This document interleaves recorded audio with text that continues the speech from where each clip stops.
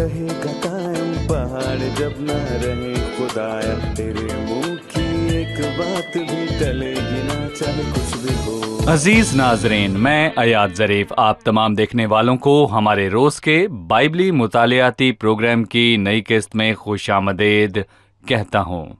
अभी हम अहद कदीम में से ग़ज़लुल ग़ज़लात की किताब का मुताला कर रहे हैं, और ये किताब खुदावंद और उसके लोगों के हवाले से बताती है जो मुस्तक़बिल में उसके पास लौट कर आएंगे।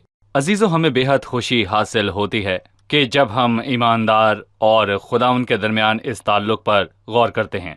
मैं आपको याद दिलाना चाहूँगा कि पिछली किस्त में हमने छठे बाब की पहली आयत पर गौर किया था, जिसमें दुल्हा दुल्हन के मुतल्लिक बोलता है, उसके हुस्न और जमाल की तारीफ़ करता है।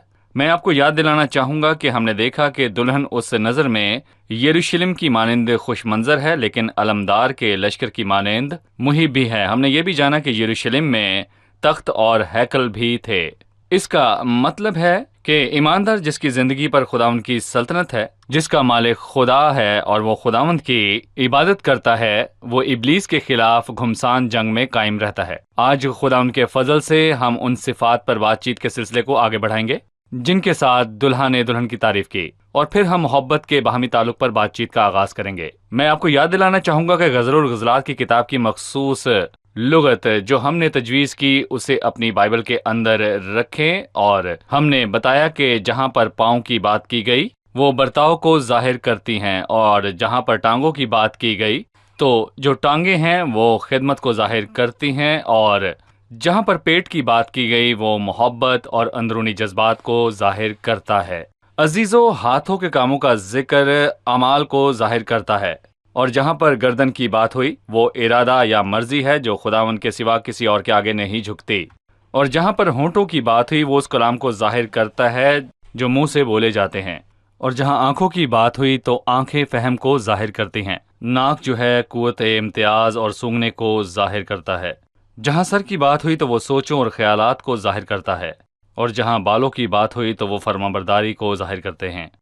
आज का प्रोग्राम का आगाज करने से पहले मैं स्टूडियो में खुदा के खादिम का खैर मकदम करूंगा, डॉक्टर फरीद खुशामदीद। शुक्रिया भाई। और स्टूडियो में आए दीगर मेहमानों को भी खुशामदीद। डॉक्टर फरीद, पिछली किस्त में हमने देखा कि दुल्हा दुल्हन की सिफात को बयान करने लगता है, लेकिन आप पहले हमें 5वीं आयत के मुतालिक बताएं। अपनी आंखें मेरी तरफ से फेर ले क्योंकि वो मुझे घबरा देती हैं। रूहानी तौर पर दुल्हन की आंखें दुल्हा को घबरा कैसे देती हैं? नए अहदनामे का एक मंजर है कि दुल्हा कैसे घेरा जाता है, और उसके जी उठने के दिन मरियम मगदलिनी सुबह सवेरे जाकर कब्र पर देखती है। वो इस उम्मीद से जाती है कि वहाँ जाकर वो यीशु को देखेगी, लेकिन उसकी कब्र खाली है, वो जी उठा है। पर मरियम ने ये ना जाना। जब वो उस पर जाहिर हुआ तो वो समझी कि ये आदमी शायद कोई माली होगा, तो उसने उसकी मिन्नत की कि जनाब, अगर आपने उसे कहीं मुंतकिल कर दिया है तो मेहरबानी से बता दें कि उसे कहाँ रखा है। उसकी मोहब्बत में वो सब कुछ भूल गई। हालांकि वो एक औरत थी और वो उसके जिस्म को उठाने के लिए तैयार थी कि उसे यरूशलेम से बाहर एक बाग में ले जाए, और ये गैर मामूली था।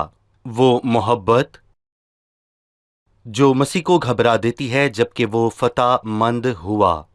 वो अपने जी उठने के रोज फतामंद था और वो उसकी मोहब्बत के सबब घबरा गया। उसने फौरन खुद को जाहिर किया। यीशु ने उसे कहा मरियम, और उसने मुड़कर कहा रबूनी, यानी ऐ उस्ताद। ये जाहिर करती है जो मसीह का तालिब है और जिंदगी में उसके जलाल का मुंतजिर है, वो मसीह को जरूर घबरा देगा। मसीह ने उसकी तलब को पूरा किया। वो आंखें जो खुदा पर लगी रहती हैं वही खुदा उनके हाथों को जुम्बिश देती हैं कि ईमानदार की खातिर काम करे। जब हम दुआ में खुदा उन पर तकिया करते और कायम रहते हैं तो वो हमें जवाब देता है, क्योंकि उसने मुझसे दिल लगाया है इसलिए मैं उसे छोड़ाऊंगा, मैं उसे बचाऊंगा।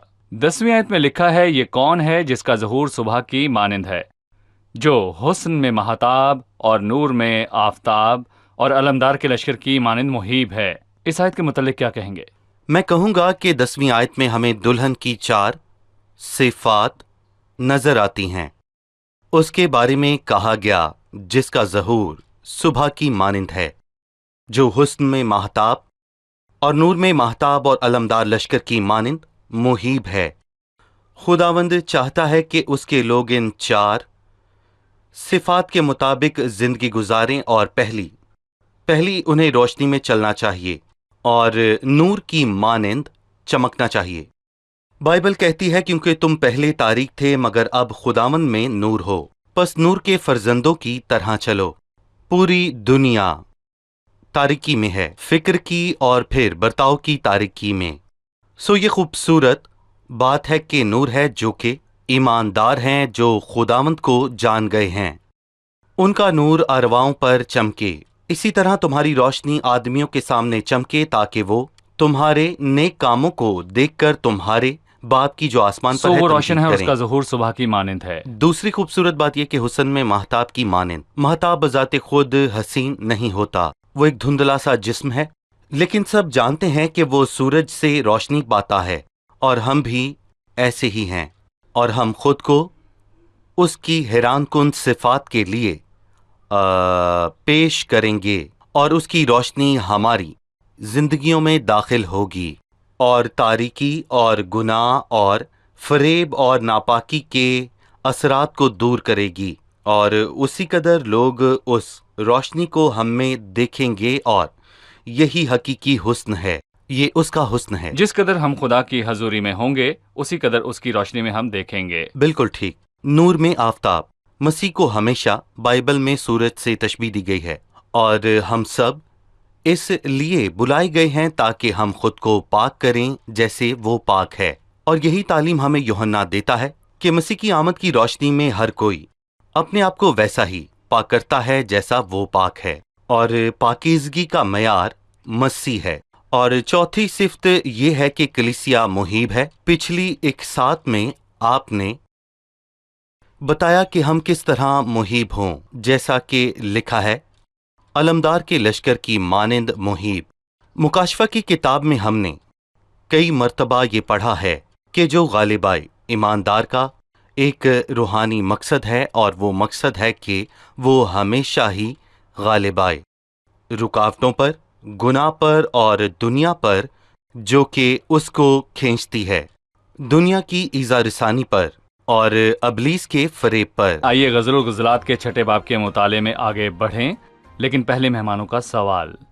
जी, मेरा एक सवाल है 13वीं आयत से, लौटा लौटा ऐ शौलमियत, लौटा लौटा के हम तुझ पर नजर करें। यहाँ शौलमियत किसे कहा गया, क्या दुल्हन को या किसी और को? आयत के बकिया हिस्से में लिखा है, तुम शौलमियत पर क्यों नजर करोगे, गोया वो 2 लश्करों का नाच है। जी बिल्कुल। शौलमियत कौन है? शमूलियत वो भेड़ें चराने वाली हैं जिसके लिए सुलेमान ने ये हैरत अंगेज गज़ल लिखी। खूबसूरत बात यह है कि इब्रानियों में ये नाम सुलेमान का मोनस है। सुलेमान का मतलब है सलामती का बादशाह। शलूमीत का मतलब है वो जिसके पास सलामती हो। शालूम। शलूम। दोनों के दरमियान ताल्लुक हैरत अंगेज है, क्योंकि यहाँ पर दोनों अल्फाजों का मंबा एक ही है, और रूहानी तौर पर यह जाहिर करता है कि हम मसीह से जुड़े हैं। यहाँ तक कि बाइबल कहती है कि इसीलिए कि पाक करने वाला और पाक होने वाले सब एक ही असल से हैं। इसका मतलब है कि हमारे पास वही जिंदगी है जो मसीह के पास है, मतलब कि हमारे पास भी वही जिंदगी है। इसलिए खुदावन ने जी उठने की सुबह कहा, जाओ और मेरे भाइयों को खबर करो, जी, हम उसकी मानिंद उसके जैसे हो गए हैं। वो उससे ये कहता है कि लौटा कि हम तुझ पर नजर करें। ये अच्छी बात है कि जब हम 10वीं आयत की अच्छी हालत में होते हैं उन 4 सिफात के साथ, गोया लोग कहते हैं तो क्यों छुप रहा है, हमें अपनी जिंदगी पर नजर करने दे। इससे ईमानदारों को नसीहत होती है। जब आपकी जिंदगी बतौर ईमानदार मसीह का अक्स जाहिर करती है तो मसीह की सिफात को जाहिर करने से कभी भी ना शर्माएं, फिर चाहे आप जैसे भी तबके से ताल्लुक रखते हों। जब पतरस के बारे में कहा गया, जब सरदार काहिन ने उनकी दलेरी को देखा कि वो मसीह के नाम की मुनादी करते हैं, तो उन्हें पहचान गया कि ये यीशु के साथ रहे हैं, और हमें भी ऐसा ही होना चाहिए। अब मैं 7वें बाब की चंद आयात पढ़ना चाहूंगा। वो कहता है, ए अमीरजादी, तेरे पाँव जूतियों में कैसे खूबसूरत हैं। वो दुल्हन के पाँव की तारीफ से आगाज करता है। उस लुग़्त के मुताबिक जिसका तस्करा हमने पेशतर किया, हमें जानने की जरूरत है कि दुल्हन के पाँव से क्या मुराद है। मैं पहले यहाँ पर बताना चाहूँगा कि दुल्हन की तारीफ यहाँ पर तीसरी मर्तबा की जा रही है। दूल्हे ने चौथे बाब में उसकी तारीफ की और फिर उसकी तारीफ छठे बाब में की जा रही है और यहाँ तीसरी बार तारीफ हो रही है। जब हम तीनों तारीफों का मुकाबला करते हैं तो हम देखते हैं कि हर बार एक नई तारीफ को शामिल किया गया है जी। और इसका मतलब है कि वो रूहानी तौर पर पुख्ता और समझदार होती जा रूहानी तौर रही पर। है। और जो सबक हम यहाँ पर सीखते हैं वो दरअसल ये है कि हमें यहाँ पर मसीह के पूरे कद के अंदाजे तक पहुँचने के लिए बुलाया गया है कि हम रूहानी तौर पर तरक्की करें खुदा के उस घराने की मानंद जिसका जिक्र यूहन्ना 2 में किया गया। और मैं यहाँ पर कहूँगा कि छोटे बच्चों से लेकर जवान और वालदैन तक वो उसकी तारीफ करता है। ए अमीरजादी, तेरे पाँव जूतियों में कैसे खूबसूरत हैं। वो नंगे पाँव नहीं बल्कि उसके पाँव में जूतियां हैं। उसके पाँव में जूतियां हैं क्यों? ताकि वो किसी भी जगह पर कहीं भी चल सके गंदे और जख्मी होने के खौफ के बिना। और इससे हमें ये पता चलता है कि बतौर ईमानदार जब हमारा बर्ताव खालिस और बिल्कुल पुख्ता होता है तो मैं कहूँगा कि इससे खुदावंद हमें देखकर बहुत खुश होता है। सही। और जब वो उसे कहता है कि ए अमीरजादी, तो ये बहुत खूबसूरत बात है। यानी कि ए ईमानदार, खुद को जान के तू कौन है जी। और फिर देख के तू किसकी नुमाइंदगी करता है और फिर तुझे ये सोचना है तेरी जिंदगी में चाल चलन कैसा हो। तू अजीम हस्ती का नुमाइंदा है। एक बात यहाँ लिखी है जो गुज़िश्ता तारीफ में दर्ज नहीं की गई। तेरी रानों की गोलाई उन जेवरों की मानिंद है जिनको किसी उस्ताद कारीगर ने बनाया हो। रान से क्या मुराद है? रानों की गोलाई कोल्हे की हड्डी को जाहिर करता है और ये तकरीबन इंसानी जिस्म का सबसे मजबूत जोड़ होता है। जिस किसी का ये जोड़ टूट जाए या हिल जाए उसे चलने में मुश्किल पेश आती है। इससे बर्ताव मुतासिर होता है। ये जोर वाला हिस्सा है। मुझे याकूब की कहानी याद है। जी। वो खुद पर भरोसा किया करता था जब तक खुदावंद ने उसकी रान को ना छुआ। पैदाइश 32 में। और इसके बाद वो खुदावंद पर यूं भरोसा करने लगा जैसे वो पहले कभी ना करता था। तो इससे ये जाहिर होता है कि बर्ताव की बुनियाद खुदावंद पर भरोसा करना है। इसीलिए ज़बूर 147 में लिखा है कि घोड़ों के जोर में उसकी खुशनुदी नहीं, ना आदमी की टांगों से उसे कोई खुशी है। फिर खुदा किससे खुश होता है? खुदावंद उनसे खुश होता है जो उससे डरते हैं और उसकी शफकत के उम्मीदवार हैं। खुदावंद पर भरोसा करने का जज्बा वो है जिससे वो खुश होता है। जी, इसका ताल्लुक जिस्मानी बातों से नहीं है, लेकिन इसका रूहानी मतलब यह है कि खुदावंद दुल्हन के उस बर्ताव की तारीफ कर रहा है जिसमें नज़्मो ज़ब्त है। तेरी रानों की गोलाई का मतलब है जोड़। और जैसा कि आपने याकूब के वाक़े का जिक्र किया जो लंगड़ा कर चल रहा और खुदावंद पर भरोसा कर रहा था जबकि उसके कूले का जोड़ हिल चुका था। मैं चाहूँगा कि आप इस पर तबसरा करें। तेरी नाफ गोल प्याला है जिसमें मिलाई हुई मैं की कमी नहीं। नाफ से क्या मुराद है? इससे मुराद दो बातें हैं और सबसे पहली बात, नाफ बच्चे के लिए एक बहुत अहम हिस्सा है क्योंकि ये उसे नाड़ के साथ जोड़ती है। जब बच्चे की पैदाइश हो जाती है और उस नाड़ को काट डाला जाता है और उसका बकिया तब तक लटका रहने दिया जाता है जब तक कि खुद ना गिर जाए। इसका वाज़ेह मतलब यहाँ पर यह है कि पहले हम अपने वालदैन से पैदा होते हैं, लेकिन यहाँ हमारा दूसरा जन्म खुदा से होता है। और जिस तरह हम जानते हैं कि हम खुदा के फर्जंद हैं तो हम अपने आप को सब रिश्ते नातों और माजी की अदावतों और सोच और बर्ताव से काट लेते हैं। और यहाँ पर मैं ये भी कहूँगा कि जिस कदर ये सिफ्त हम में आ जाती है उसी कदर हमारी नाफ सही हालत में आ जाती है। और नाफ उसको भी जाहिर करती है जो अंदर है, यानी कि पेट, उसकी अंदरूनी कैफियत। वो कहता है कि तेरी नाफ गोल प्याला है जिसमें मिलाई हुई मैं की कमी नहीं। और ये एक खूबसूरत मंजर है और माजी के सब नातों से कता ताल्लुक ऐसा है जो खुदावंद को पसंद आता है। फिर वो उसे तेरे पेट से तशबीह देता है। तेरा पेट गेहूं का अंबार है। अंबार से मुराद गेहूं का ढेर जिसके इर्द गिर्द सोसन हो। उसने यहाँ पर दो तशबीहात का इस्तेमाल किया और हम कह सकते हैं कि बेहद खुश खुश बयां और बुलंद पाया सो जो कोई इस नज़म को पढ़ता है, यहाँ तक कि अबदी नुक्ता नज़र से भी वो उसे पसंद करता है, क्योंकि इसमें बुलंद पाया तशबीहात इस्तेमाल हुई हैं और ये खुदा की किताब है जिसे किसी आम शख्स ने नहीं लिखा। एक बार वो कहता है कि पेट गेहूं की मानिंद है और एक और जगह वो कहता है कि नाफ गोल प्याला है जिसमें मैं की कमी नहीं। और मैं कहूँगा कि गेहूं पूरी बाइबल में मसीह को पेश करता है जो ज़मीन पर गिर के मर गया। ये उसके अल्फाज हैं। यूहन्ना 12 में मैं तुमसे सच कहता हूँ जब तक गेहूं का दाना ज़मीन में गिर कर मर नहीं जाता अकेला रहता है। तो इसका नतीजा यह है कि नाफ एक प्याला है जो मैं पीने में इस्तेमाल होता है और ये रूहुल कुद्स की खुशियों को जाहिर करता है। रूहुल कुद्स से भर जाना हमें खुशी को जन्म देता है। जब हम मसीह से सेर होते हैं हम खुशी से भर जाते हैं। ईमानदार की जिंदगी खुशी से भर जाती है, ना सिर्फ होंठों से बल्कि मेरे दिल में नफीस मजमून जोश मार रहा है और ये जोश मारता रहेगा। है आइए गज़ल और गज़लात की किताब के 7वें बाब के मुताले में आगे बढ़ें, जिसमें दुल्हा दुल्हन की तारीफ बयान कर रहा है। डॉक्टर फरीद, जहाँ तक इन सिफात का ताल्लुक है वो उसकी छातियों की तारीफ करता है 3री आयत में और 4थी आयत में उसकी गर्दन की। आप इसमें क्या देखते हैं? जिस लानत का आपने किया उससे हमने ये जाना कि ये छातियों की बातों को जाहिर करती है। सबसे पहले बलुगत को और दूसरा मोहब्बत को। यहाँ वो कहता है तेरी दोनों छातियां दूधाहू बच्चे हैं जो तुआम पैदा हुए, ये नाजुक जानदार हैं।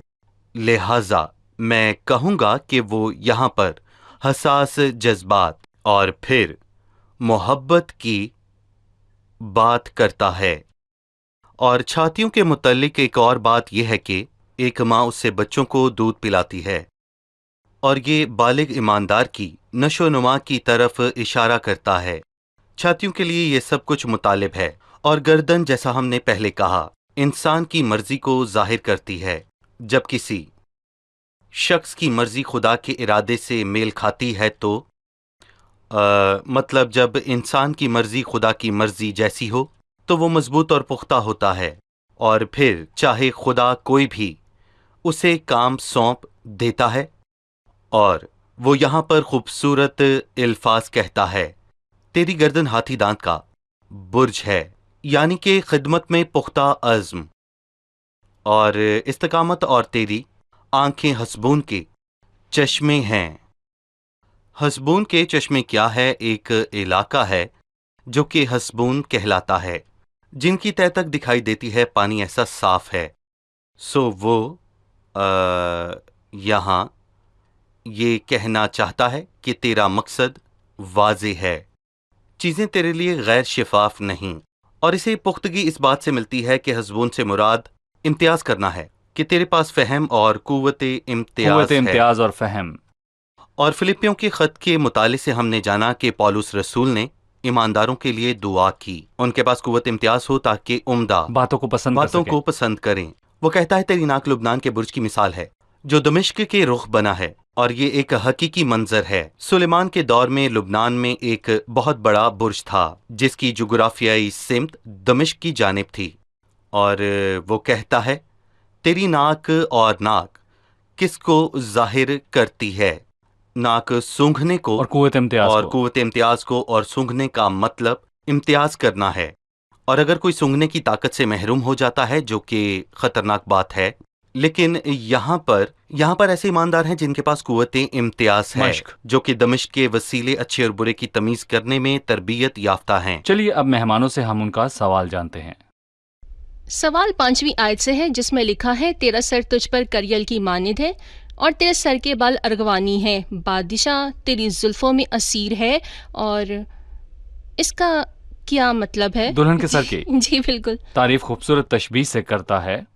हमें इसका रूहानी मतलब जानने की जरूरत है।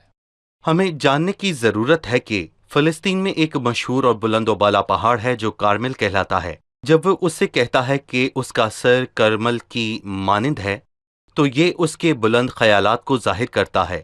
پس جب تم مسیح کے ساتھ جلائے گئے ہو تو عالم بالا کی چیزوں کی تلاش میں رہو، جہاں مسیح موجود ہے اور خدا کی داہنی طرف بیٹھا ہے۔ عالم بالا کی چیزوں کے خیال میں رہو، نہ کہ زمینی چیزوں کے، اور وہ اس کے بالوں کی تعریف کرتا ہے۔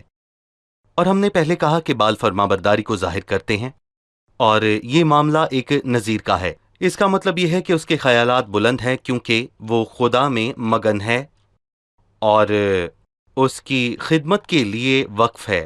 اس کے نتیجے میں وہ کہتا ہے کہ بادشاہ تیری زلفوں میں اسیر ہے۔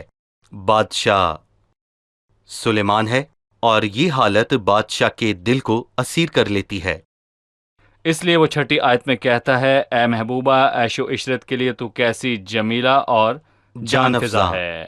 آپ اس حصے پر آخری تبصرہ کیجئے کہ اے محبوبہ تو کیسی جمیلہ اور جان فضا ہے۔ اس کا مطلب ہے کہ وہ اسے دیکھ کر کہتا ہے کہ تو کیسی جان افزا ہے، اور یہ بات بہت حیران کن ہے کہ عظیم جلال خداوند یسوع مسیح کے بنی آدم جان فضا ہے، حالانکہ جب وہ زمین پر تھا، مطلب جب وہ دنیا میں تھا، آسمانی باپ نے یہ کہہ کر آسمان کو کھولا کہ یہ میرا پیارا بیٹا ہے جس سے میں خوش ہوں، اور اصل متن میں کچھ یوں لکھا ہے کہ جو میرے لیے جاں فضا ہے میرے لیے خوشی کا سبب ہے۔ آسمان کو اس کی خوشی مسیح سے ملی، اور مسیح کو اس کی خوشی ہم سے ملی، اور ہم جس قدر اس سے باوفا، حقیقی اور مخلص اور فریب سے پاک رہیں گے، ہم اس کے لیے اسی قدر جاں فضا ہوں گے، اور ہماری زندگی حقیقی اور خالص ہوگی۔ صحیح، یہ بہت اچھی بات ہے کہ خدا بھی ہم سے خوش ہونا چاہتا ہے۔ بہت سے لوگ سمجھتے ہیں کہ خدا سے تعلق بس یہی ہے کہ فقط ہم اس میں خوش ہوں، صحیح، اور وہ بھی ہم سے خوشی پانا چاہتا ہے، اور یہ ایک باہمی تعلق ہے جو مسیحی عبادت میں ہے۔ جی، ڈاکٹر فرید بہت شکریہ۔ اب ہم مہمانوں سے ان کی رائے جانیں گے۔ جی، آج آپ نے کیا سیکھا؟ میری جو بات قابل غور رہی وہ ناک اور قوت امتیاز کے درمیان تعلق ہے۔ مجھے یاد ہے کہ میری ایک دوست نے ایک بار مجھ سے کہا کہ وہ سائناسائٹس کی الرجی میں مبتلا رہی، اور نتیجہ یہ ہوا کہ اس کی سونگھنے کی حس جاتی رہی۔ وہ موت کی منہ میں چلی گئی کیونکہ ایک مرتبہ ان کے گھر میں قدرتی گیس کی لیکیج ہو رہی تھی، لیکن وہ سونگھنے سے قاصر رہی۔ لیکن خدا کا شکر ہے کہ اس نے الہی فضل کے تحت اسے محفوظ رکھا، ورنہ وہ مر جاتی۔ سو روحانی قوت امتیاز کے نہ ہونے سے انچاہے نتائج مل سکتے ہیں، سو ہمیں محتاط رہنے کی ضرورت ہے۔ غزل الغزلات کی وہ آیت بے حد پسند آئی کہ اپنی آنکھیں میری طرف سے پھیر لے کیونکہ وہ مجھے گھبرا دیتی ہیں۔ مسیح کے لیے ہماری اس حد تک محبت اور طلب اور ہماری اس کے لیے تڑپ اسے واقعی گھبرا دیتی ہے، اور یہی مریم مگدلینی کے ساتھ ہوا۔ مجھے یہ بات بے حد پسند آئی، جو جی اٹھنے کے دن فتح مند ہوا، وہ مریم کی محبت اور تڑپ کے باعث گھبرا گیا۔ آمین۔ میری توجہ جس بات نے حاصل کی وہ کالے سے سفید تک کا انتقال ہے، ان کے لیے جو زخم اور چوٹ اور سڑے ہوئے گھاؤ سے بھرے تھے، جو نہ دبائے گئے اور نہ باندھے گئے، نہ تیل سے نرم کیے گئے، اور جن کے نیک اعمال گندی دھجیوں کی مانند ہیں، وہ حیرت انگیز طور پر تبدیل ہو گئے۔ یقیناً وجہ وہ حیرت انگیز دلہا ہے جو تبدیلی لائے اور بری باتوں کو نیک اور عظیم صفات سے بدل دیا۔ آمین۔ تیری رانوں کی گولائی جو جسم کے اہم ترین جوڑ ہیں، جو ہمیں خدا ان پر بھروسہ رکھنے کی یاد دلاتے ہیں، نہ کہ ہمارے اپنے زور پر۔ تیرے عصا اور تیری لاٹھی سے مجھے تسلی ہے۔ شکریہ، خداوند آپ کو برکت دے۔ ڈاکٹر فرید آپ کا بھی شکریہ۔ آنے والی قسط میں پھر ملیں گے جو غزل الغزلات کی آخری قسط ہوگی۔ آمین۔